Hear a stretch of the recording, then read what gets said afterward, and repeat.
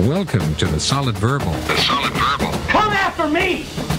I'm a man! I'm 40! I've heard so many players say, well, I want to be happy. You want to be happy for a day? Eat a steak. It's that woo-woo! And now, Dan and Ty. Welcome back to the Solid Verbal, boys and girls. My name is Ty Hildebrand. Joining me over there in snowy, in windy, in bomb cyclone New York City, Dan Rubenstein. Sir, how are you? Are you surviving? I am in the eye of the snow clone, Ty. I am in the eye. I worked from home today, which as everybody that's ever listened to this show knows, I'm a little bit soft. Yeah. That's okay. I'm self-aware enough to admit that. I'm excited though, Ty, as I'm sure you are. So it's, I don't know, something like 22 degrees right now. Tomorrow, as we record this Thursday evening, we are heading down to sunny, and I assume, nope, it is not warm. It is 30 degrees right now in Atlanta. Let me ask you a very important logistical question, Dan, because as you know, we've got a lot of moving parts this weekend. We've got a big Facebook Live stint going on pretty much all morning on Saturday morning. So go to facebook.com, look up the Solid Verbal. We'll be doing all sorts of videos there on the Alabama football page, on the Georgia football page. We're going to be all over Saturday morning. So a lot of moving parts with that. We've got more moving parts with our live show, our big event that we've got planned on Saturday evening in the great city of Atlanta as well. So we're going to be very busy while we're down there, which means that we both need to get there on time. And now, given the fact that we've got the bomb cyclone going off here on the East Coast, are you prepared to pull a Dennis Quaid, strap on the snowshoes, and walk from New York City to Philly to catch a flight to get down to Atlanta? Is that the day after tomorrow? What movie is that? That is the day after tomorrow. That's what he had to do. That is the day after. I will not be snowshoeing. I will be Skyping in if I can't get down there. I promise you I will be there in spirit and in some sort of digital form. No, I will make it to Atlanta. I will make it to the live show. That would be ridiculous if I'm not there. And could not be more excited. And I see the sort of tickets ticking away. We've got about, 8 or 10 left. So if you're listening to this, hopefully you're listening to this before other people who might want to attend are able to grab them. So we really are looking forward to seeing everybody in Atlanta. We're going to have a bunch of fun. We've got a cool planned show, looking back on the season, looking forward. We're going to have some friends with us on stage at certain points. So I am bursting, Ty. I'm very excited for everything. And you're feeling better, right? I am feeling better. The voice is a little bit stronger. Still got the cough, but it'll be away. It'll be gone by Saturday.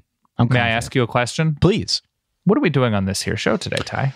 Well, Dan, as you know, we have made our hay over the last 4 to 5 months talking about as many teams and as many games in each of our shows as we could possibly fit in. We had to cut games out. We had to cut teams out because we try to keep it around 45 minutes, and most of the time, at least this season, ended up going about 75 minutes. Indeed. We still couldn't fit everything in. This is one of those rare shows where we are talking exclusively about one football game. One football game, the College Football Playoff National Championship game presented by AT&T on Monday, January the 8th at 8 p.m. on ESPN. Got Alabama, got Georgia.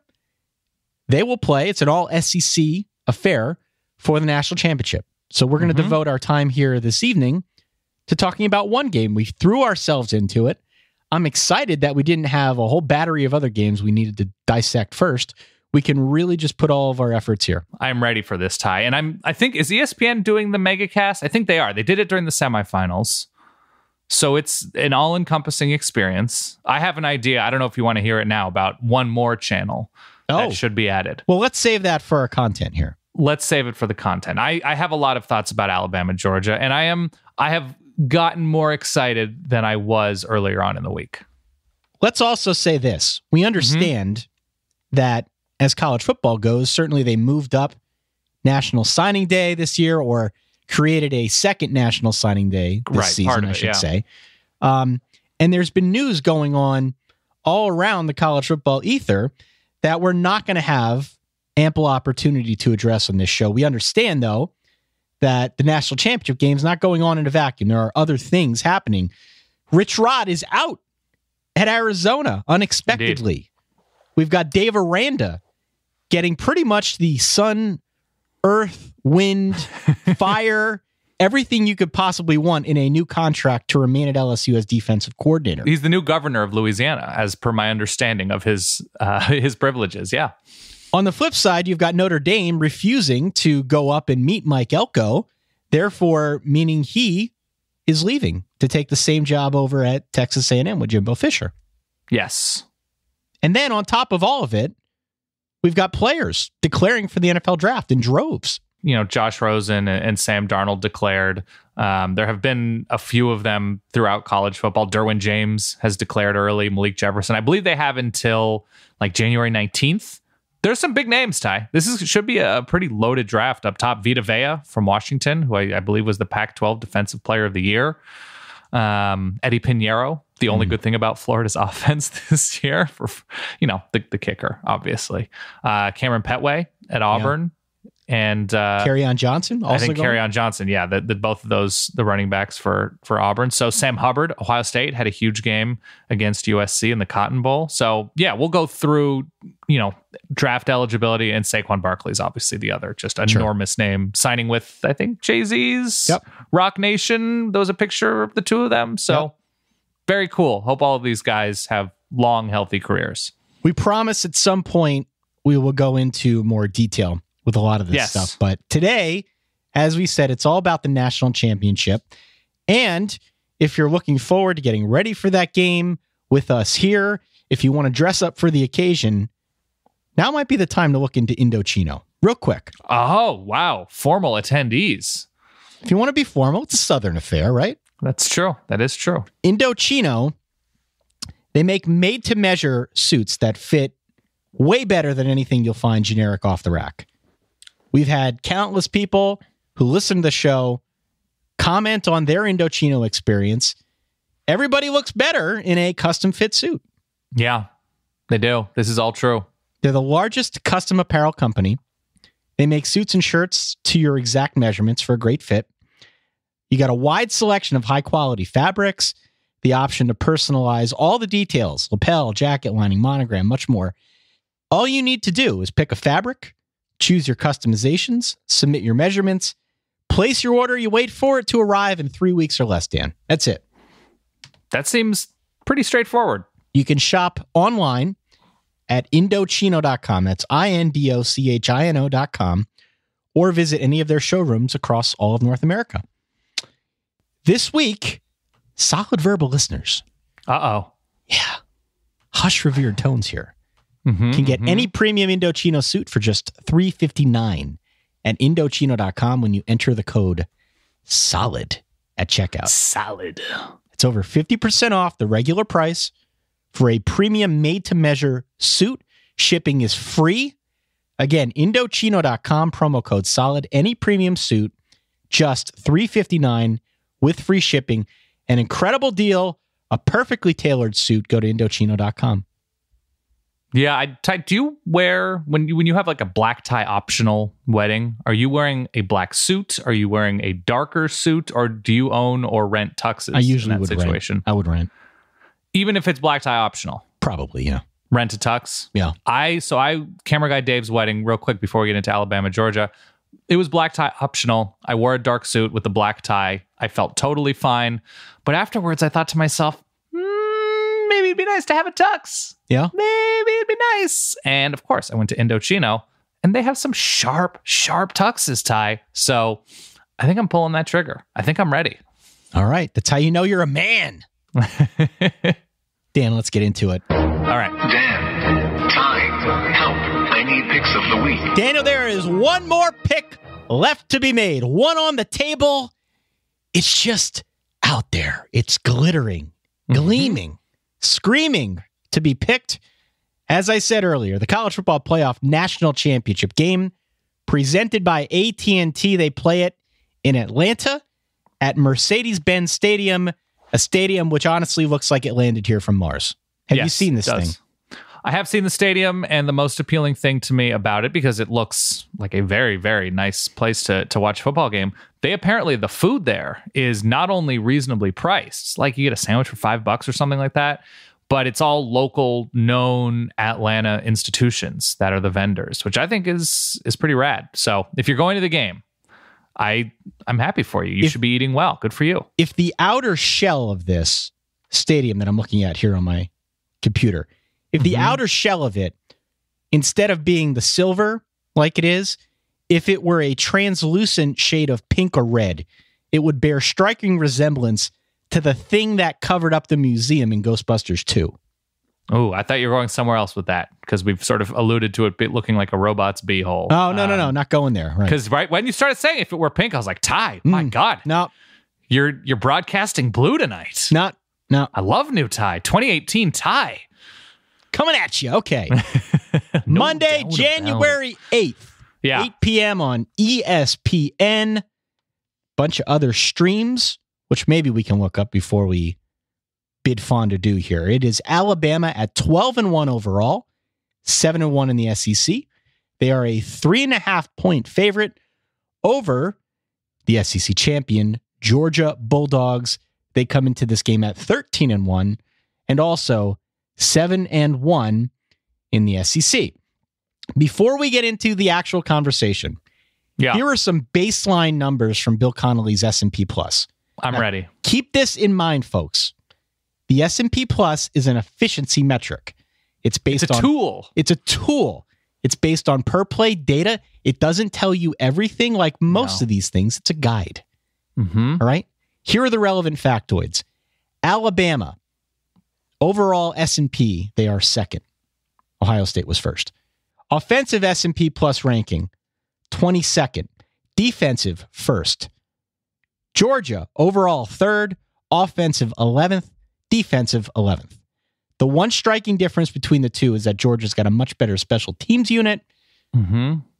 All that being said, the system projects Alabama to win by 2.3 points, Dan. So there you go. So barely not covering. Barely not covering. Okay. How do you feel about this game?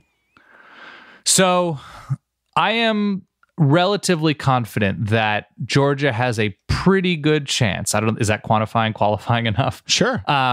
No, I think this game should be close because both of these teams are complete. Alabama looks to be a little bit deeper, which is to be expected given the years jump that they have in recruiting on Kirby Smart. But it's not like Mark Richt and his staff did a below average job. There's a ton of familiarity in this game. I know a lot of people are going to look at the fact that Kirby was, Nick Saban's longtime defensive coordinator and sort of the push-pull of the teacher and student kind of thing, which I think is not the most accurate way of looking at this. I really think it comes down to quarterbacks, and I think it comes down to how aggressive these offenses are because they have big challenges in these talented defenses. So there is an element of, to me, especially with Georgia, and I know we're going to sort of talk about all facets, how much do they view this as we need to throw everything we possibly can in every possible scenario, in every possible phase, but mostly offense and special teams because they should be most confident in their defense. How much are they willing to play like that from the opening kickoff? Right. And if they are, I think they've got an excellent chance to put themselves in position to win the game late. If they don't, I think we could get a very boring, even if the score is relatively close, even if it ends up like, 27-17 or something like that. I think that throws a lot into doubt if Georgia says, we are just going to do and play how we always play. That is, to me, the big picture. That is the thought that I have had repeatedly when thinking about this matchup. I want to get back to the thing you said about this being about quarterbacks in a moment. Sure. But the other important note, which needs to be mentioned, these teams didn't play in the regular season. Right. They are in the same conference. They do have some common opponents. And in this case, they actually share the same loss. Both of them lost to Auburn. Alabama, as you know, lost to Auburn in the Iron Bowl 26-14 last week of the regular season. Georgia lost 40-17 back in the second week of November. Had Georgia been a little bit more careful on special teams, it's probably a closer loss. But that's water under the bridge now. 40-17. They obviously bounced back and won over Auburn in the SEC championship game. So perhaps some of what we saw Auburn do can be a little bit instructive on both sides, the Alabama side as well as the Georgia side. Let's get back to the quarterback point, though. Why do you feel this comes down to quarterback play? So downfield throwing, I like Jake Fromm a little bit more than Jalen Hurts, which is sort of strange to say because Jalen Hurts has aggressively been in this position before. This is his second year in a row after a true freshman year going to the national championship and acquitting himself well in the national championship game. He wasn't great against Washington, but he made plays. He put Alabama in a position to win at the end of the game against Clemson last year, and the defense just couldn't hold on against an excellent quarterback in Deshaun Watson. He did not throw the ball downfield all that well against an excellent Clemson defense.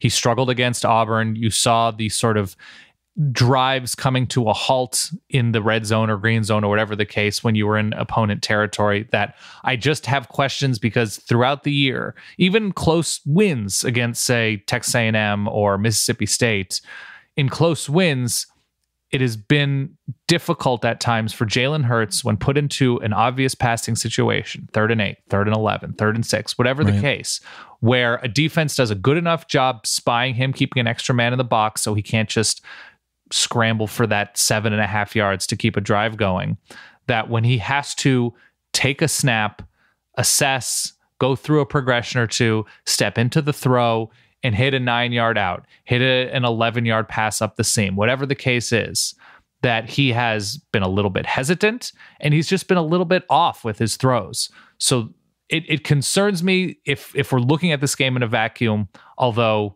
all things told, if we're looking at this sort of holistically, Jalen Hurts has more at his disposal on both sides of the field to sort of make up for any deficiencies he might have in those situations. And also Alabama might not put him in those situations. Damian Harris might pick up 7 yards a carry and he'll only have 3rd and 2s or whatever, 3rd and 3s. That's the worry for me about Jalen Hurts. And on the other side is Jake Fromm is the kind of quarterback that Alabama wants to face, or at least prefers to face. Yeah, exactly. You're kind of getting into my point here. Right.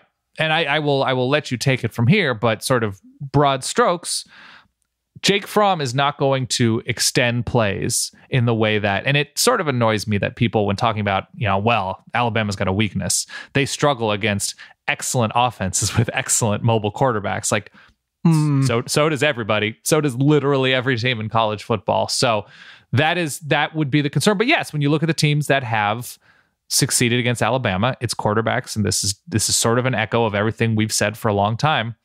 It's the sort of fearless quality that Johnny Manziel and Deshaun Watson and Chad Kelly, and even in that game against Trevor Knight, that those types of quarterbacks have had with bigger receivers to challenge Alabama's physical cornerbacks and to throw the ball downfield with little to no abandon. Right. And I'm not sure that fully describes a very good, if not great, quarterback in Jake Fromm. I don't know if that describes his style and game. Well, that's my point. Okay. Because this whole thing in college, every college football game comes down to schemes and matchups, in particular matchups. And that's where I get hung up. We made this point many moons ago. Let's take a look at the teams that Alabama has lost to over the last 6 years, including 2017. So we know about Auburn. We know about Deshaun Watson and Clemson. We had Ole Miss 2 years in a row. We had Ohio State in the playoff. We had Auburn in the kick six. We had Oklahoma in the Trevor Knight Sugar Bowl game. And then we had Johnny Manziel back in a Texas A&M game in 2012. Yes. The common denominator in all those losses is what you said. It's a spread offense. It's a mobile quarterback. It's pro caliber wide receivers, either of the big and physical variety or slightly smaller and more versatile variety, but still very good. And I would add tight ends to that as well. Jordan Leggett, Evan Ingram. Yeah. Those are the kinds of teams that Alabama has lost to. Those are the only teams that Alabama has lost to over the last 6 seasons. It does not mean they necessarily struggle against those teams. They've played other teams that fit that bill. But those are the kinds of teams that this Alabama squad under Nick Saban has lost to. That's the common denominator. What I get hung up on is that Georgia is not one of those teams. And I don't feel like Georgia can contort itself enough to become one of those teams in time for this game on Monday night. In fact, Georgia's an awful lot like Alabama. Pre-Jalen Hurts, pre-Blake Sims Alabama. Call it like the McCarron era. Right. You need to go back to 2011 against LSU to find a game that Bama lost to a power rushing team. So Is all this to say that Georgia won't win the game? They can't? No, of course not. Like you said, it's a razor-thin margin. But despite Alabama's staff changes over the years, I still like the defensive continuity. Just with having Nick Saban as the coach, I have to pick Alabama here. And I don't want to put the cart before the horse. We got a lot more to talk about, but I think it's a low-scoring game. I think it's defensive-minded. I trust Jalen Hurts to make a big play when it counts. I think he's seen more action like this than a guy like Jake Fromm, who's been very good and has not shot himself in the foot at all this season. But I still trust a little bit more in Jalen Hurts and the overall depth that I think Alabama brings to bear. Interestingly, so to flip it, just because we talked about the concerns with quarterbacks and Jake Fromm being, less experienced than Jalen Hurts and Jalen Hurts struggling in certain situations. You know how many interceptions Jalen Hurts threw this year against teams with winning records? It's either one or none. It's 0. Yeah. It is 0. And if there is anything sort of big picture that helps to define what winning quarterbacks do, they don't screw up. They do not give the defense anything. And I think Jake Fromm threw 3. He had like 14 touchdowns to 3 interceptions. That ain't bad as a true freshman, by the way. That's not bad at all. He led against winning FBS teams. So this is not just winning SEC teams. Jake Fromm led the SEC in his efficiency ratings, whatever, yards per attempt, touchdown passes. Like he was, I think we can sort of get stuck in the Jake Fromm is underrated. Jake Fromm is very good. Yeah. Jake Fromm throws with a certain amount of confidence and even mechanics. Like he steps into his throws. He throws with rhythm. He is a quarterback way ahead of his age. He throws like a young junior, something like that, where he has seen things when in fact he started because the starter got hurt. Right. And that started against Notre Dame, right? Yeah. His first game, he goes to South Bend against a very good defense. Sorry about Mike Elko. And looks totally poised and, is not the reason why they overall won that game, but he didn't lose that game for them. And what he did against not great, but pretty good Oklahoma defense. Then throughout the season, Auburn's defense twice. We've seen what Jake Fromm looks like struggling and helping to cost his team a big game. But aside from those moments, Jake Fromm has been nothing but just ruthlessly efficient. And it's not screens, Ty. It's not slants. It's play action downfield.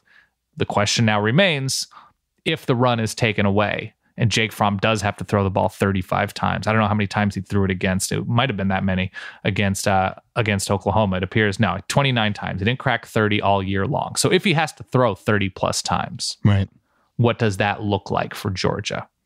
That's to me a pretty significant question. I think I'm most interested in the offensive side of the football for both of these teams. Primarily because both defenses are so darn good. Mm-hmm. There's just not a lot of wiggle room. I'm so impressed with the Georgia story this year. Yeah. I mean, everyone's heard about Roquan Smith, and rightfully so, but especially that linebacking core beyond him. Let's not forget about Big Lorenzo Carter, the long arm of the law at 6'6", or DeAndre Walker, who didn't have as many tackles, but he had just as many sacks and more tackles for loss. They go pretty deep in terms of playmakers on defense, and their front seven's outstanding. They're good against both the run and the pass, a top 10 defense on both fronts, as is Alabama. But I just wonder how much can either team change what they do normally on offense to really throw a curveball at these opposing defenses. With that in mind, I think Alabama is probably better equipped with Jalen Hurts' mobility and some of the things that he can do to mold their offense to create a wrinkle that Georgia might not be able to do because they're much more of a power rushing oriented school. Here's a sort of follow-up to the thought that we had been talking about of, what have teams done successfully against this, vaunted Alabama defense? And something those teams have in common, aside from the sort of stylistic play of quarterbacks, and I'm sure Alabama is thrilled not to play Baker Mayfield. Sure. It's teams can't run against Alabama. Even teams that beat Alabama can't run against Alabama. They have not given up, I think, 5 yards a carry, even 4 yards a carry since, and this is over a couple of years ago now, that Georgia game from 2015, which if you'll remember, it was something like 35-3. Yeah. And I think it was Nick Chubb who ripped off like an 80-yard run. So that sort of skews it a little bit. So teams that do beat or hang with Alabama typically have to do it in all phases, but there's something else that sort of can be done that Georgia has not done, and teams that have hung with or beaten Alabama have done. And it's, if you can't get offense going with any sort of rhythm or any sort of consistency, there is a very specific wrinkle. And those offenses played with a little bit of pace. They played with a little bit of tempo. And even, Mississippi State this season, even Auburn this season, these weren't super fast teams, but they were top 40, top 50 in terms of plays per second or whatever, whatever the tempo metric you want to use. Georgia's something like 110th. Georgia is very deliberate with how they play. Hard to fault them. The results have, they speak for themselves. Yeah. But if they're not able to sort of get loose for 6 yards here, 8 yards here, 4 yards here with Sony Michel or Nick Chubb or DeAndre, whoever, I don't know if that's a gear they have to sort of wrinkle things up, but maybe they do. Maybe they do. Maybe they do. And look, again, Georgia's been an awesome story on so many fronts. Kirby's smart, rewiring this team in 2 seasons, catching everybody by surprise. Hell, the way he rewired this team after Jacob Eason got hurt in week 1. Yeah. That caught a lot of people by surprise. The defense has been so good outside of the first half and maybe the Rose Bowl and a few bumps along the way. As a whole, the way this team played within itself and to its strengths all year is what impressed me the most, because they knew every step of the way exactly who they were. Right. And there's a lot of value in having a good, strong identity. What I wonder now as they go into this game, not just about the wrinkles and can they produce them to throw Alabama off its defensive game, but if they do try to stay within themselves and try to beat it right up the middle, try to pound Alabama up front, try to wear them down the way they've worn down so many other opponents, is that something they can do? Now, we know about some of Alabama's deficiencies at linebacker, but they've gotten some of those guys back. And you know how it is when guys go down with injury, other guys step in, you sort of inadvertently build depth, right? Sure. Alabama has been very strong against the run the entire way, and really the entire tenure of Nick Saban. Is this a squad that's going to wear down over time if Georgia tries to come at them with Sony Michel and Nick Chubb? I mean, they're down a linebacker in Anthony Jennings, who is, I think just went under the knife. He played really well against Clemson, but hurt himself. So they are not thin, but, no Sean Dion Hamilton. Right. They're not where they'd like to be health-wise at a couple of key positions up front. Yeah, I mean, I just feel like they've been in this situation before. Yeah. A power rushing team against Alabama is generally tough sledding. And I think that above all else is part of why I feel so confident in going with Alabama. Now, recent results against the more, quote, like power, under center, just hat on hat offenses have been good, but not excellent. And certainly Georgia's as talented, if not more talented, than some of the teams that have succeeded against Alabama. Now, Mississippi State does not run under center, but they go straight at teams, between tackles, whatever, with Nick Fitzgerald, Aris Williams, both, finding success at times against Alabama. And, a few years ago, Arkansas, when they were more running power stuff than they were more wide open stuff through the air, they had success against Alabama and LSU. And they got shut out last year. But it was still, they allowed 10 points, and only allowing 10 points is certainly a huge, huge win. Sure. And I think it's easy to argue that Georgia's offense this year is ahead of where LSU's offense was last year. So I don't think it's a prohibitive issue. I just think the margin for error is so slim, and it's going to be fun to see, because even against Oklahoma, the holes that Sony Michel and Nick Chubb are running through, those aren't accidents. That's good sound scheming. That's misdirecting. They do a good job sort of dressing things up a bit, but man, Alabama's tough to fool. They are. Man, are they tough. They are. Let's talk about the Alabama offense now. Sure, let's. We focused a lot on what Georgia can or can't do to confuse Alabama, but here's part of the reason why I think I trust a little bit more in Jalen Hurts in Alabama. Okay. Now, we know that they've got this multi-headed monster up front. I mean, they've been very, I guess, generous in terms of who they've given the ball to just in a rushing attack, right? Damian Harris, Bo Scarborough were the two main running backs who featured in this running game. Jalen Hurts also had nearly as many carries as both of them, actually more than Bo Scarborough. Sure. So they can come at you a couple different ways in that rushing game. They also have Calvin Ridley out wide, who overwhelmingly had the most targets on the roster, had almost 6 times as many catches as the next closest guy. My question to you is, knowing that, if Georgia goes out and says, all right, we're gonna take away Calvin Ridley, kind of like they took away the running game for Oklahoma last week, we're going to take away Calvin Ridley. Yeah. In the second half, we should add, Rodney Anderson ran crazy in the first half. Correct. That is correct. Yeah. We're going to take away Calvin Ridley, and we are going to devote all of our other resources to stopping Damian Harris, to stopping Bo Scarborough. That still leaves a guy unaccounted for in Jalen Hurts. Yeah. Is that a winning strategy? What is the strategy if you're the Georgia defense here? I assume that they're going to have to spy Jalen Hurts constantly and sort of play him laterally better than most teams can, because they can. Their linebacking core is arguably, when healthy, and healthier than Alabama's right now, the best in the nation. Absolutely.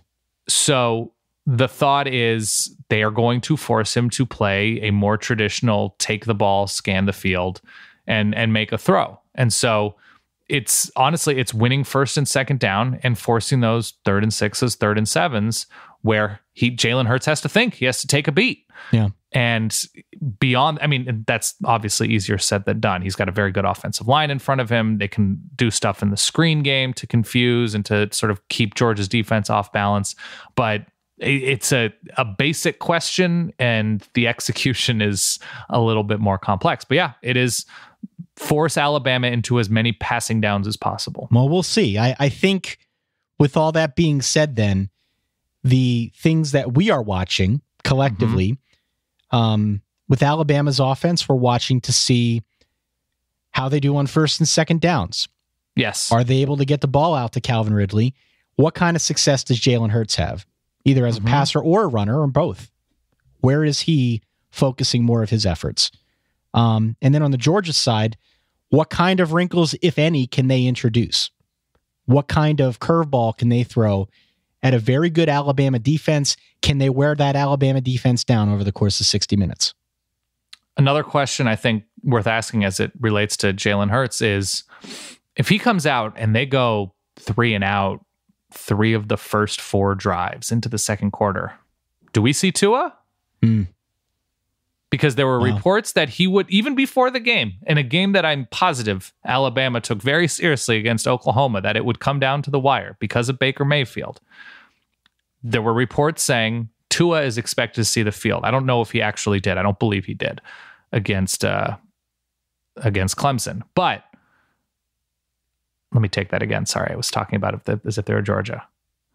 But if you remember, there were reports before the Clemson game, and I'm positive Alabama took this Clemson team very, very seriously, that it would be a tight game the whole way through. There were reports that Tua was going to see time on the field. I don't believe he ended up seeing time, but if there were reports for Clemson, I would imagine it won't be all that different against Georgia, that they anticipate having the need at some point to show a different look to the Georgia defense, which Tua, I think, offers. A little bit more unpredictable, I would say. Sure. And I wonder how quick, Brian Dable and Nick Saban are to say, Jalen Hurts has not found a rhythm against a tough defense. Let's see what the lefty does. Well, I wonder. And that's assuming that he doesn't find the rhythm, but sure. Yeah, that is assuming. And that is, he came in games during the season at all sorts of random points. A lot of the times Alabama was already putting teams away, but he was still coming in the second quarter or something like that. Sure. So on a stage this big, and obviously they trusted Jalen Hurts last year as a true freshman, so I don't think that can be a legitimate question if Nick Saban's willing to play a true freshman. But I guess a true freshman backup is a little bit different. So, man, that would be something if middle of the second quarter, Alabama's up 3-0, if they're just like, well, let's see if we can throw something different at them. It's interesting to watch. Another interesting thing to watch, and sort of a minor hedge that I just want to get on the record here. Please. So my final score prediction is 21-17 Alabama. Okay. I think a low-scoring game. I think under the total of 45. I guess what's that? 38 points I'm going with. Somewhere in the neighborhood. But in a game like this, where that margin is so razor thin, and where defense really does carry the water on both sides of the game, it needs to be said how good Georgia is on special teams. I was going to go right there. Continue. Exhibit A. They blocked a kick last week in overtime against Oklahoma. They might not win that game if they don't block the kick. Who knows? Right. But they blocked a big kick. Next play, they get a big run from Sony Michel. They win the game. Exhibit B would be Rodrigo Blankenship. And he's got the goofy mustache and maybe a fake name. I don't know. Okay. But he hit all 61 extra points this year. He kicked a 55-yarder at the end of the first half last week against Oklahoma. That's a weapon. In a defensive game like this, if you've got range out to 55, that's a damn weapon. And then I'd say Exhibit C is Georgia's punter, whose last name I'm not even going to try. I can't say it. Niziolek? Sure. Yeah. I'm going to take your word for it, Dan. He has pinned teams inside their own 20 on nearly 40% of his punts. And that's not sexy, and that's not something you're going to see in a lot of scouting reports. But field position in a close, defensive-minded game can sometimes mean everything. You talk about how you doing on first and second downs. You staying ahead of the chains. If you can't flip the field in a game like this, more often than not, you're going to lose. Georgia has a lot going for it on that special team side of the equation that we at least need to mention here if we want to be honest. Yeah, I think Georgia has the nugget, the wrinkle advantage. I think, they're incredible on third down. Against SEC teams, they were the best team in the conference converting third downs. I think they were something like 40 or in the 40s%. They were nearly doing it once out of every 2 tries. So I think the point about special teams is correct, especially if we're looking at this game as having a razor thin margin because of the familiarity. It'll be tough to really get one over on each other. And by the way, Georgia's punter is a grad transfer. Do you remember seeing where he transferred from? No, I don't. That'd be the Columbia Lions in college football's one true city, New York City, New York. So Georgia relying on that northern college football flavor really is going under-noticed. Yeah, I think you're totally right. I give the advantage on the defensive line to Alabama. I give the advantage to linebackers barely because I think Rashaan Evans is incredible. But to Georgia, the secondary because of Minkah Fitzpatrick, probably to Alabama. The offensive line to me is almost a toss-up, but I really like both of these. Running backs, I probably slightly give to Georgia because I love the home run ability of Sony Michel and DeAndre Swift. Receivers, I think, probably goes to Alabama, but I don't love either. Terry Godwin's great and Cam Ridley's great, but neither one of these, and Alabama has Jerry Jeudy, a 5-star freshman. It's probably Alabama, but there isn't a lot of decisive leans for me when you talk about position groups. But the special teams thing is big, and we're already forgetting that J.K. Scott is an incredible punter as well. Yep. And so it's close, man. You have what, 21-17? I'm going to go my official prediction. I'm going to go 21-17. Yeah. Alabama. I trust more in Alabama's defense to stop Georgia's offense. And I do trust Jalen Hurts to make a big play, even if everything else breaks down. Whether it's him, whether it's Tua, I think the Alabama quarterback position is where they have enough room to add a wrinkle to make this game more confusing for the Georgia defense. Yeah, I think I'm going to go with, and it's actually quite tough for me to see Alabama putting up more than 20 to 24 points, just because of what we saw from this offense last week against Clemson, albeit very different style defense they're playing against Georgia. And we've seen Georgia completely lay an egg, whereas we've seen sort of an egg from Alabama, but I think less so than Georgia did against Auburn. I have this as Alabama 24-14. Okay. I think they're going to get a defensive or special teams touchdown, and I think it's going to be a frustrating day for Jake Fromm. I think they start out well. I think things are scripted well early on, but I think Alabama sort of solves that puzzle coming up into halftime, and 24-14 feels about right for me. So we're going double Alabama here. Double Alabama, and I guess you have them barely covering. I have them a little bit more comfortably covering. Yeah. It's so tough when Alabama feels like they're starting on second base with that defense. And I know Georgia's defense is incredible. Alabama's defense is even a rung above that. And so I hope I'm wrong and it's a much closer game and it's sort of a toss-up at the end, goes to overtime, something crazy. I really do.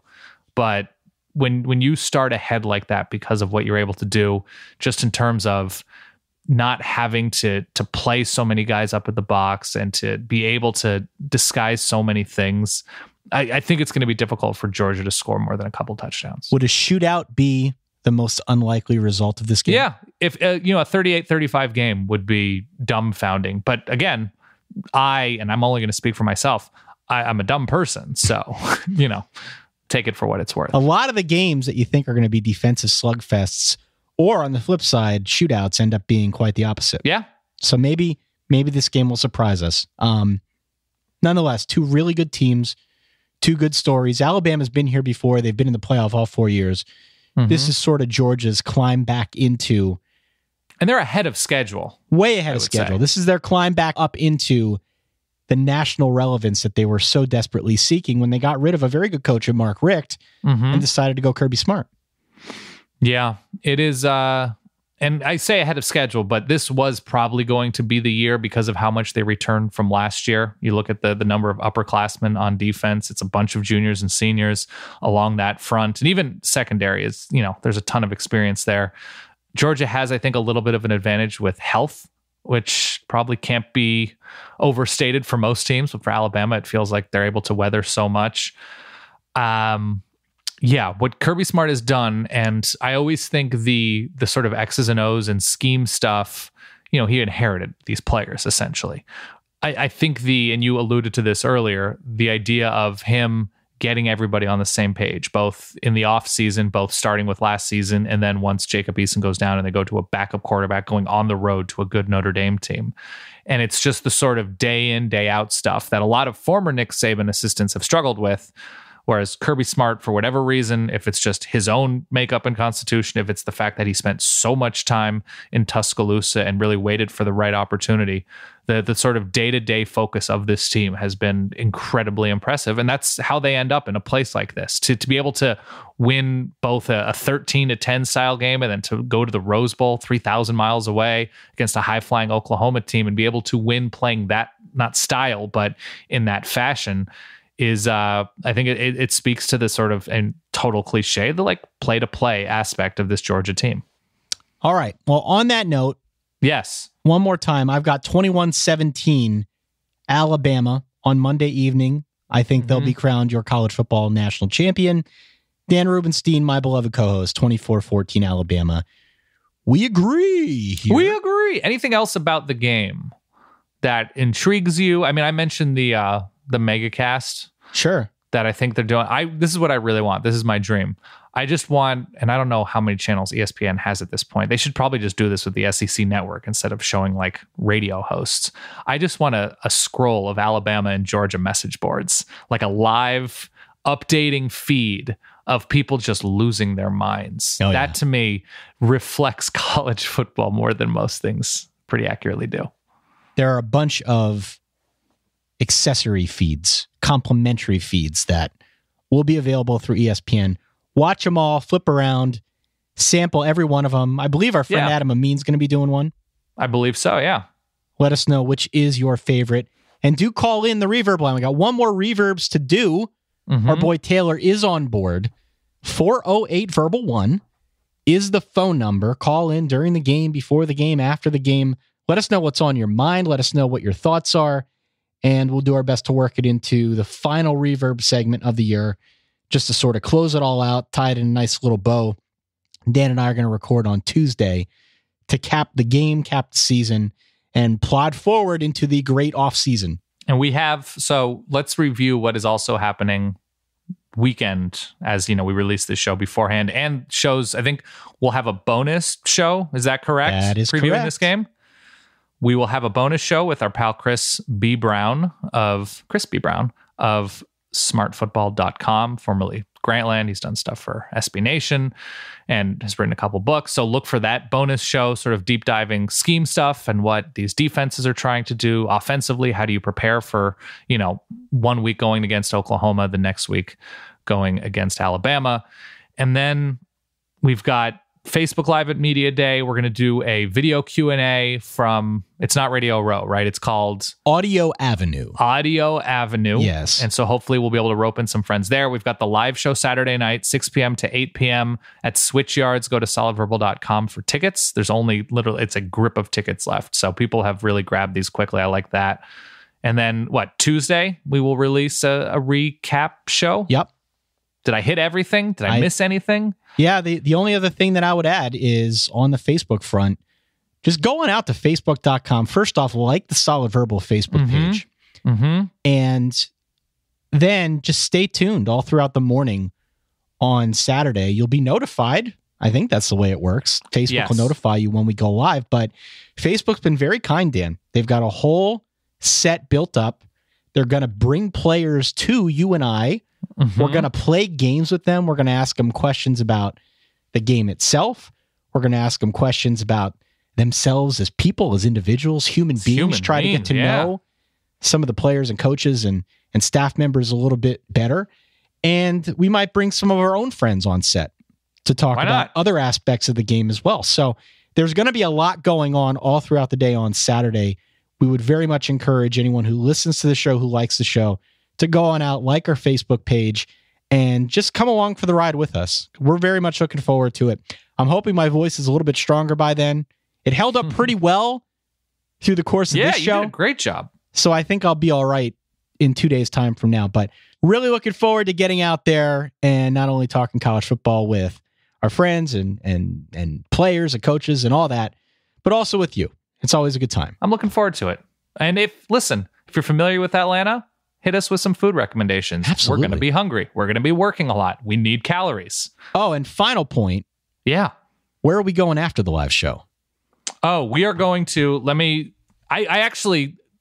a little bit bummed that the Falcons are playing because that really is screwing up our plans. But I think it's Park Bar in Atlanta. That's the plan right now. If it's swamped, we'll move somewhere else. But yeah, it's Park Bar in Atlanta. They have tots. It appears it's a huge bar, so we're going to go after then for drinks and continue hanging out with Verballers. So Park Bar, I guess, a little after 8. So if you're not able to make the live show because of anything, that's where we're going to be heading in downtown Atlanta. That does it. Boom. We are off early tomorrow to the 404. Hope to see you all there.